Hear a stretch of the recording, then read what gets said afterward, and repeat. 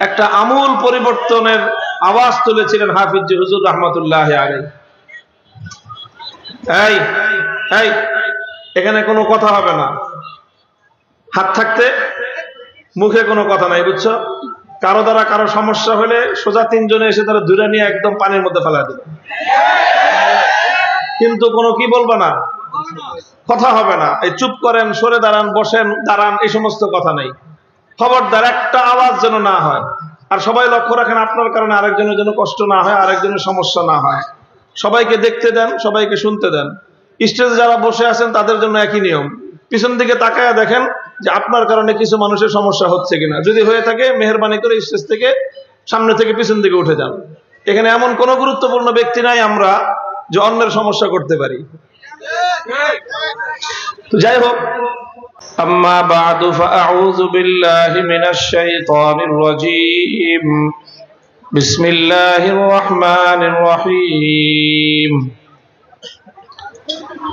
الذين إن مكناهم في الأرض أقاموا الصلاة وآتوا الزكاة وأمروا بالمعروف ونهوا عن المنكر ولله عاقبة الأمور.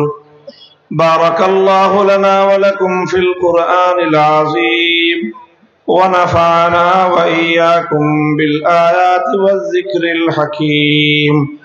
اللهم صل على محمد وعلى آل محمد كما صليت على إبراهيم وعلى آل إبراهيم إنك حميد مجيد.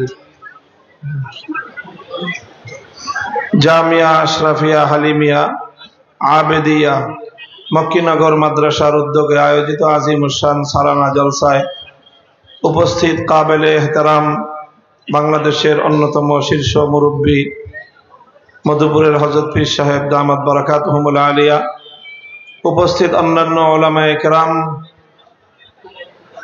এবং মুরব্বী সাহেবান, এলাকাবাসী, বিশেষভাবে উপস্থিত আমার প্রাণপ্রিয় ছাত্র বন্ধুগণ,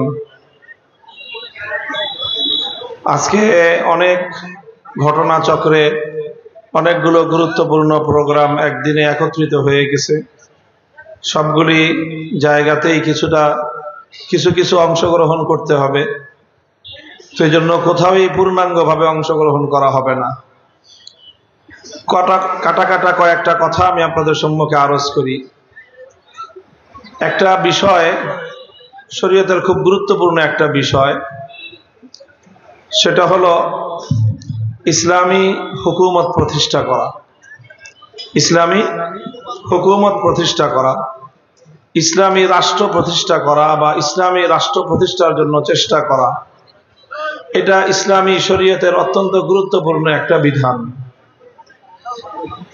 এই বিধানের ব্যাপারে আমাদের একেবারে নিকটতম বুজুর্গ, আমাদের সকলের, বাংলাদেশের সকল ধর্মপ্রাণ মানুষের মাথার মুকুট, চোখের মণি, আমির শরীয়ত হযরত হাফিজ হুজুর রহমতুল্লাহ আলাইহি, তিনি বাংলাদেশের স্বাধীনতা পরবর্তী বাংলাদেশে ইসলামী রাষ্ট্র প্রতিষ্ঠার আওয়াজকে যতটা বলিষ্ঠভাবে বাংলাদেশে উচ্চারণ করেছেন এবং তার আওয়াজ বাংলাদেশের জাহিলি ব্যবস্থাকে যত সজোরে আঘাত করেছে, আর কারো দ্বারা এতটা প্রবল আঘাত দেওয়া সম্ভব হয়নি।